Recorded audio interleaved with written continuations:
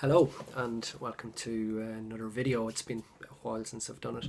Um, this time I want to talk about control and taking control of your life, and how, while in principle it is the right thing to do, and it's I think it is, well, being honest with you, depression, social phobia, etc. It is a lack of control that causes unhappiness. I think if you look at any protests in the world, like in Ireland, the water charges, or the refugee crisis in Syria, um, obviously there are proper reasons for people out protesting or whatever, but the underlying fact is that they don't feel in control of their lives. As in, other people are dictating it, other people are telling them what to do, other people are forcing them to pay stuff that they don't necessarily believe in. So they want to go out and protest, and it's very, very easy to look at the fact of money or whatever as being the problem, but the ultimate underlying problem that connects all those things together is a lack of control. Depression, I think, is the ultimate in lack of control. Is in depression can really just dominate your life and take over. And it, when depression is at its best, and social phobia, best is the wrong word, sorry, when depression's at its most prolific, you really have no control over your life. Depression does dominate everything. Everything you do is tainted with this blackness that the depression brings. So you want to start to regain control of your life, and that's obviously quite important. So how do you? Well, obviously positive psychology is a massive thing in regaining control of your life, and it's something that I had used and still use daily to quite enjoy my life and feel quite comfortable with where I am and who I am at the moment. But initially, the first thing I did was I stopped labeling myself as being depressed. And it was a decision I made in January 2008. I was living in Portobello in Dublin in a basement apartment, and I really didn't know anybody. I was very much felt on my own. I had family I could talk to. I was blessed. I had very good family, but friends and everything else I'd kind of just let go and let drift. So I needed something, and it kind of reached a stage where, and excuse this phrase, it was a do or die moment.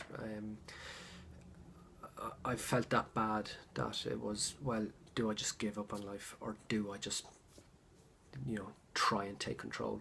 And I had read about positive psychology, I'd seen The Secret, I'd seen many things like that, so I kind of had an understanding that maybe I can be in control. And again, that snow metaphor by Richard Carlson in Stop Thinking Start Living, where I'll say it again, I think it's fantastic, where it's one person gets up in the morning, pulls his blinds over and sees that there's snow everywhere, and he is ecstatic. He just cannot believe this. He's thinking about all the brilliant things he can do. He's going out and playing with the snow with his friends. He'll probably call miss work or whatever, miss school, because the snow is there, and it's just fantastic. Two doors down, another person gets up, pulls the blinds, looks out, sees the same snow everywhere, and goes, oh no. And all they can think about is, well, will my car start? Will I have to go on walk? The bus is going to be jammed because everybody's going to be using it. The snow is going to turn to slush. It's going to be terrible. If you ask the first person, why are you so happy? What is it that is in your life making you so joyful? They'd say, the snow, obviously. What a ridiculous question. If you ask the other person, why are you feeling so bad? They'd say, the snow, it's terrible. Yeah, what is the snow? It's the same thing. So what is the difference between the two different emotions? The emotions expressed by both people is the thoughts they attach to that one thing. The snow is neutral. The snow hasn't anything to do. But the thoughts that you put with it, that's what gives it its the effect it has on you. So that really got me thinking about, as far as depression goes, that for a long time I had lived with, again, I'd avoid something, and it wasn't my fault, it was the social phobia's fault. I would run away from university, as I did many a time, and it was this damn depression, it's always there. So in January, with that kind of understanding, I decided, right, I'm not defining myself as that anymore. Depression and social phobia are gone. If I feel uncomfortable and don't go to a social event or something, that's my choice. I'm making that decision, and that's what I'm going to have to live with. So I kind of made a promise to myself then, that kind of put me back in control. That I didn't have this depression to blame. I didn't have this social phobia to blame. I still didn't feel necessarily brilliant about life or anything like that, but it was a starting point, and it was a very, very important starting point as far as my recovery went. So it was, yeah, that initial thing of just not defining myself as being depressed. I think a diagnosis is vital, and this is the thing that you want to know where you're starting from, what your starting point is. And so going to a doctor and being told you have depression or being told you have social phobia or whatever, anxiety, that is vital and that is brilliant. But you don't want to continue bring that with you as being, okay, I'm depressed, that's it, and then carry that. As I said, my description of myself back in all those years would have been, I'm Carl and I'm depressed. That even nearly come before my job as far as significance in my mind went. So by trying to remove that, all of a sudden it became, I'm Carl. Okay, what am I doing? What can I do? I didn't have this little enemy on my shoulder. Its influence was there massively, but by taking that away, all of a sudden I began to become more proactive in my life and started asking myself, if I'm not happy, well, what am I going to do about it? I'm sitting here on my own. I need to do something. I'll call a friend, I'll call somebody, I'll do something, and that would get me going. While in the past, I'd be sitting there on my own and going, I'm unhappy. Why am I unhappy? Damn depression. And that'd be it. And it kind of really stopped any action that I would have taken.